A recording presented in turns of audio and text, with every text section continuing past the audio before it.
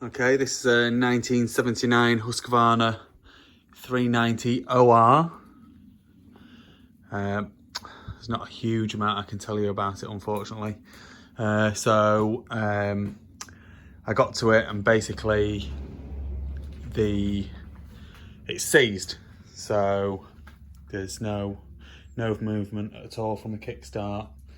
The carb, so the inlet manifold was split and the carb was kind of half hanging off, and you can see inside the carb there it's quite fusty and nasty. So there's obviously been a bit of corrosion going on, and hopefully you'll be able to see in there as well. So inside the inlet manifold into the reed block, that's all got corrosion as well. So I'm thinking that it's probably seized down in the bottom end, because I'm thinking that the corrosion will have gone down through the inlet manifold, with the carb being kind of hanging off. So I haven't done anything to attempt to free it off, to be fair.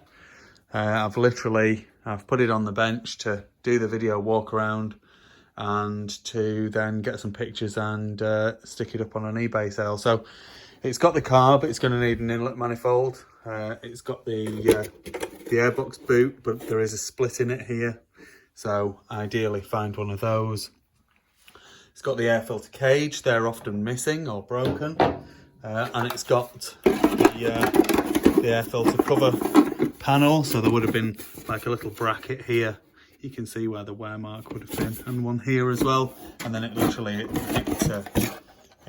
spins across. So that's quite good that it's got those things. You can see the shocks are going to need a rebuild or replacement. Plastic's not in great condition. Seat not in great condition. The rear rim on the other side, you will see, has got quite a big ding in it, so it's definitely going to need re-rimming. Probably stick some nice stainless spokes on it. But I mean, this is one thing that always goes. So the stand, this piece here always breaks, and this one is in perfect condition. The exhaust, with a little bit of work, that'll be all right. I mean, the front pipe is, other than being a little bit rusty, which could be blasted and then painted with some high temperature paint, is in great condition. There's a tiny dent there and there, but other than that, it's in great condition. It's got the aluminium bash guard, which would have been an aftermarket. One of the disappointing things is it's not got the original tank. It would have had a lovely black and chrome wide tank. So the OR model, which is what this is like a cross-country version. So they did a 390 CR, which is motocross, 390 WR, which is an enduro bike, and 390 OR. So the CR stands for close ratio gearbox, WR wide ratio gearbox, and OR, they call it an optional ratio, which to me, it's an in-between motocross and full enduro. So I class that as a cross-country bike.